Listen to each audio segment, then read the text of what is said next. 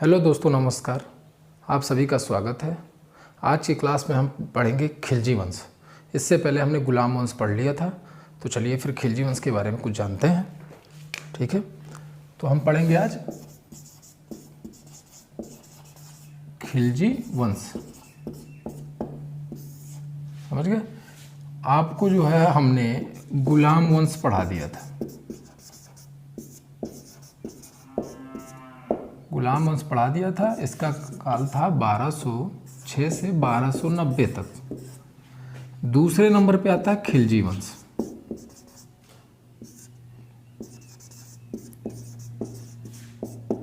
इसका कार्यकाल है 1290 से 1320 तक।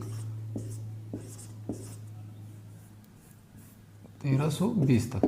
तो हम जो है आज खिलजी वंश पढ़ेंगे 1290 से 1320 तक। इसके बारे में पूरी डिटेल, इनके शासकों के बारे में पूरी डिटेल जानेंगे। तो चलिए फिर स्टार्ट करते हैं।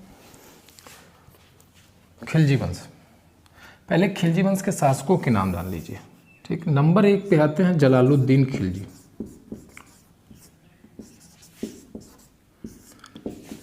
खिलजी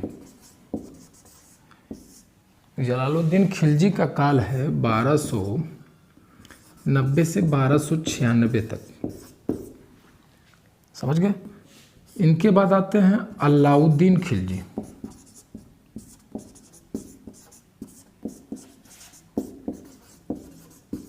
इनका काल है 1296 से 1316 तक। इनके बाद एक आते हैं सिहाबुद्दीन। सिहाबुद्दीन,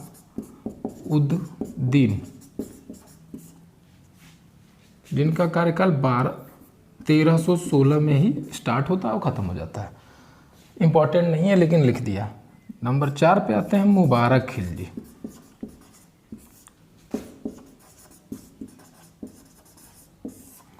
इनका कार्यकाल है 1316 से 1320 तक। नंबर 5 पे आते हैं खुसरो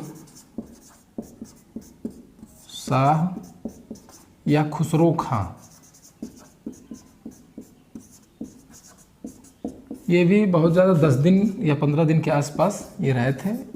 इनमें से जो है इनका काल महत्वपूर्ण नहीं है, ना कभी क्वेश्चन है ना कभी आएगा।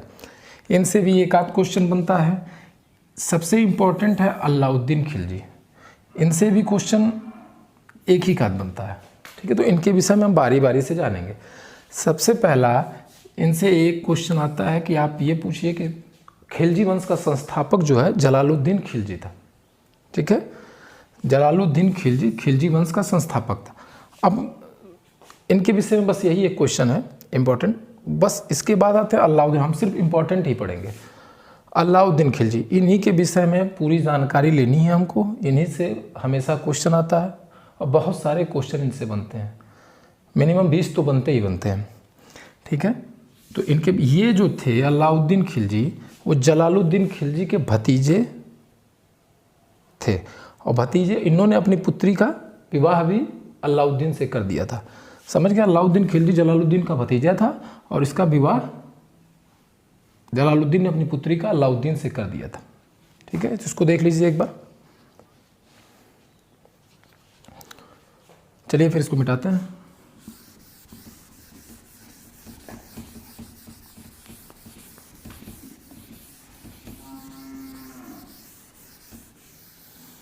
हम पढ़ेंगे अलाउद्दीन के बारे में। अलाउद्दीन खिलजी 1296 से 1316 तक। ये इसने अपने राज्य में इतने काम किए। आप देखिए, सबसे पहले ये जो है धर्म पर राज्य का नियंत्रण स्थापित करना चाहता था।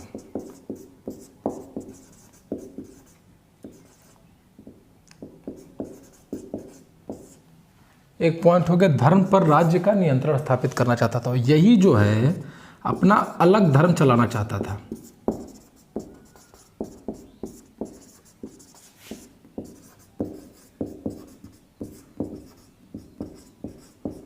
क्वेश्चन आता है कि कौन सा सुल्तान अपना अलग अलग धर्म चलाना चाहता था, तो आप इसको बताएंगे अलाउद्दीन खिलजी।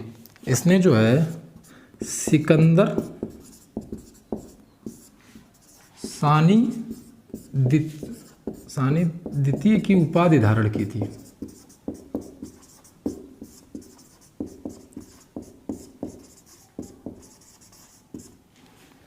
सिकंदर सानी द्वितीय की उपाधि किसकी है? अलाउद्दीन खिलजी की है। चौथी चीज़ है, इसका एक सेनापति था, काफ़ी फेमस था उस वक्त, नाम था जफर खां। ये भी क्वेश्चन आता है कि कौन सा सेना नायक जो है, ये जफर खां जो है मंगोलों के विरुद्ध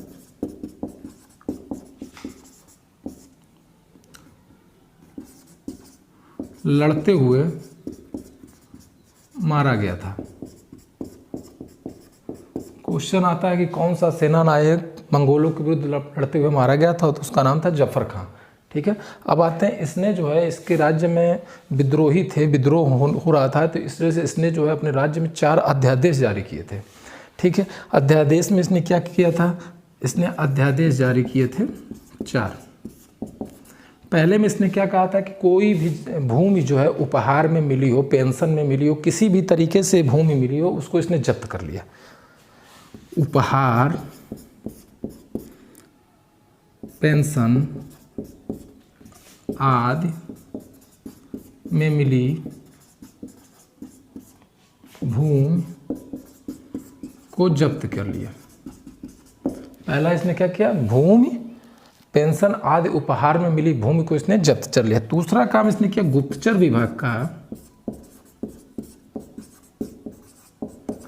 विभाग की स्थापना की। समझ गया? गुप्तचर विभाग की स्थापना की। तीसरा इसने काम किया, मादक पदार्थ, जुआ आदि पर प्रतिबंध लगा दिया। चौथा इसने काम किया, सरदार अमीरों को दावत, विवाह आदि पर जाने से रोक दिया, यानी इस पर भी इसने प्रतिबंध लगा दिया। सरदार अमीरों को दावत आदि पर, अध्यादेश में क्या किया? उपहार, पेंशन आदि में मिली भूमि को इसने जब्त कर लिया। गुप्तचर विभाग की स्थापना इसने की। मादक पदार्थ, जुआ आदि पर इसने प्रतिबंध लगा दिया। सरदार अमीरों को दावत आदि पर जाने से रोक दिया। ठीक है, अब इसके बाद चलते हैं आगे, मिटा देते हैं।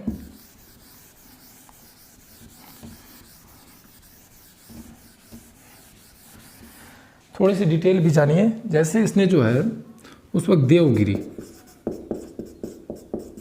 देवगिरी पर शासन था रामचंद्र देव। ठीक है, रामचंद्र देव का शासन था देवगिरी पर। इसने मलिक काफूर के द्वारा आक्रमण करवाया। मलिक काफूर के द्वारा आक्रमण करवाया।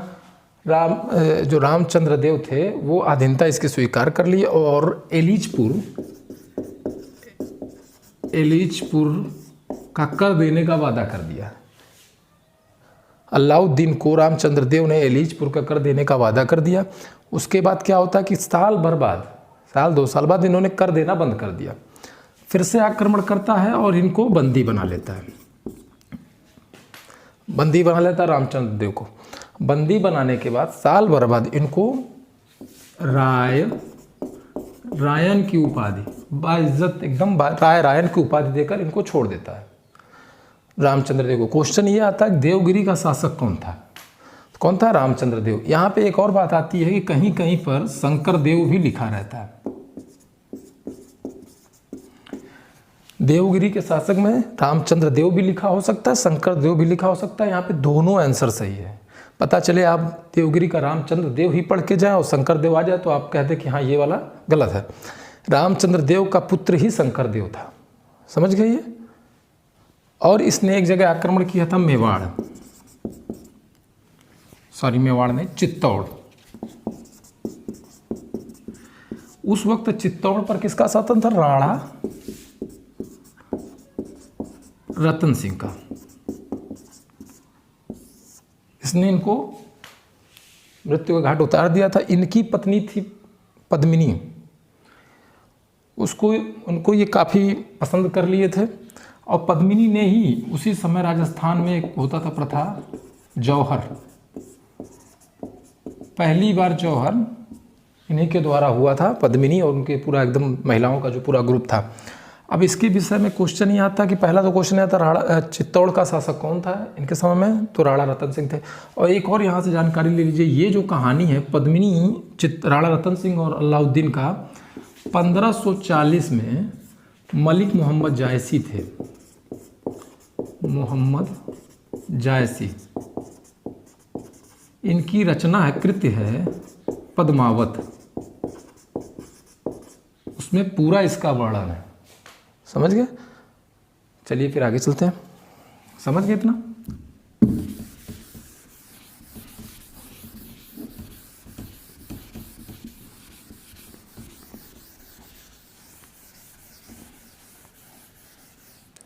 इसने 2 नए कर लगाए।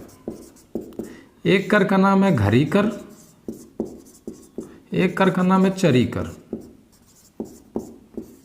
घरी कर जो है घरों झोपड़ियों पे लगाया जाता था, चरी कर दुधारू पशुओं पे लगाया जाता था। ठीक है, इसने ही जो है घोड़ा दागने की प्रथा शुरू की। सारे क्वेश्चन आते हैं एग्जाम में। इसने जो है सैनिकों पर हुलिया लिखवाया।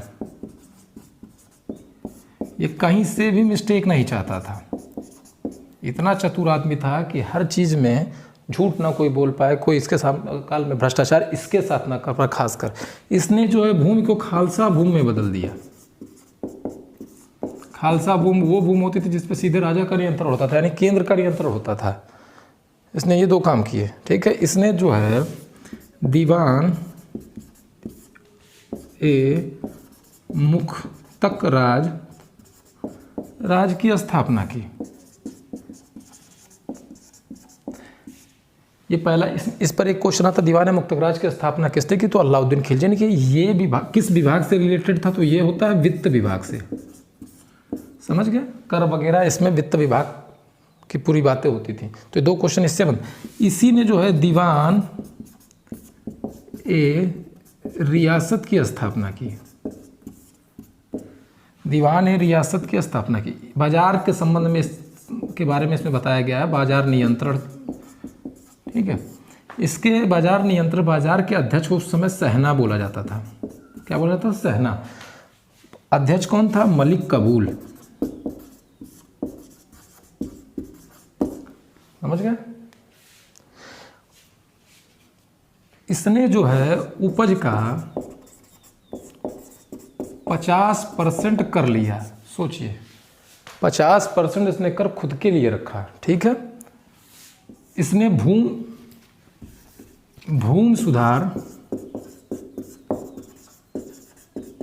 सुधार लागू किया। इसी ने भूमि सुधार लागू की। सबसे एक बात है, ये पूछा जाता है सारा क्वेश्चन, एक पूरे सार्वजनिक वितरण प्रणाली इसी ने शुरू की।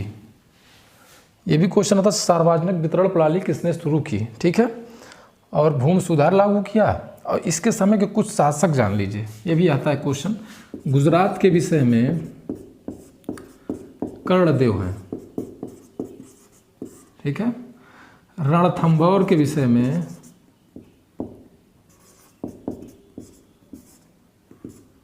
हमीरदेव हैं। और 2 आपने पढ़ा, चित्तौड़ में राणा रतन सिंह, देवगिरी में रामचंद्र देव, अन्यथा शंकर देव। ठीक है, और एक मधुरा में पांड्यों का शासन था। होयसल में वीर भल्लाल का शासन था। इतने शासकों के नाम आप याद कर लीजिए। ठीक है, कभी भी पूछ सकता है एग्जाम में कि गुजरात का शासक कौन था? कर्णदेव। रणथंभौर का हमीरदेव, मधुरा का पांड्य, होयसल का वीर बल्लाल, चित्तौड़ का राणा रतन सिंह और एक देवगिरी का रामचंद्र देव। ठीक है, इतना कुछ जानकारी आप जो है इसके विषय में ले लीजिए। ये सारे प्रश्न आते हैं एग्जाम में। और इसकी जो टोटल इस एक क्वेश्चन और है कि इसके विषय में, इसकी नीतियों के विषय में हम कहाँ से जानते हैं, तो ये बात ध्यान रखिएगा। एक उस समय लेखक थे जियाउद्दीन बर्नी, इनकी एक कृति है तारीख फिरोज शाही। क्या है? तारीख फिरोज शाही। तारीख फिरोज शाही से अलाउद्दीन खिलजी की सारी नीतियों के विषय में हमें जानकारी मिलती है। समझ गए? ये भी क्वेश्चन मिलान में आता है, इसको जरूर ध्यान रखिए। गुजरात का कर्णदेव, रणथंभौर का हमीरदेव, मदुरा का पांड्या, होयसल का बीरबललाल और देवगिरी का रामचंद्र देव, और एक था चित्तौड़ का राणा रतन सिंह। तो ये इसने पूरे इसके बारे में जान गए। ठीक, मिटा देते हैं इसको।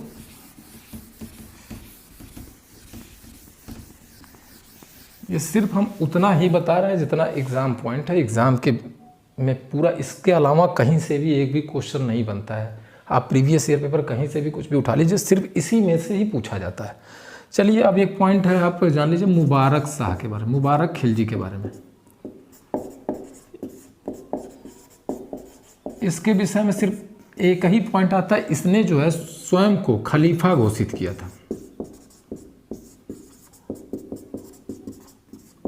क्या किया था इसने? मुबारक खिलजी ने स्वयं को खलीफा घोषित किया था। ये निहायती एक तरीके से कहा जाए, अब जो भी हो उस समय कहना उचित नहीं है, लेकिन ये आदमी इसको नग्न स्त्री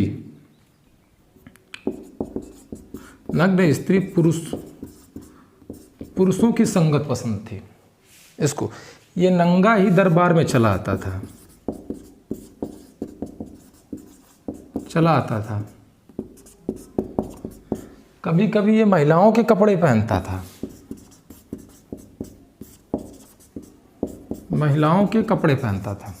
पहनकर घूमता था, ये पूरे दरबार में घूमता था। तो इसके विषय में सिर्फ यही पॉइंट आता है कि किसने अपने आप को खलीफा घोषित किया था, तो मुबारक खिलजी ने। ठीक है, और लास्ट वाले जो थे उनके विषय में ज़्यादा क्वेश्चन आता नहीं है। 10 दिन का उनका शासन था खुसरो शाह का, और एक शिहाबुद्दीन, उनके बारे में भी कुछ नहीं आता है। तो चलिए, हमने आज पूरी खिलजी वंश के बारे में पूरा पढ़ा। उम्मीद करते हैं कि आपको समझ में आया होगा, और आपकी कोई भी क्वेरीज हो तो आप कमेंट बॉक्स में डाल सकते हैं। और जो भी क्लास, कोई अगली क्लास आपको पसंद आया, कुछ और पढ़ना हो तो उसके बारे में भी डाल सकते हैं। हम कोशिश करेंगे अगली क्लास में पढ़ाने की। तो चलिए, फिर आपने पूरा देख लिया है, आपको याद हो जाना चाहिए। एग्ज़ाम में ये बहुत बार पूछे जाते हैं। पढ़ने के बाद ऐसा ना हो कि एग्ज़ाम में आप जाएँ और फिर ना कर पाएँ, तो एक आध बार देख लीजिएगा। बहुत बहुत धन्यवाद आपका।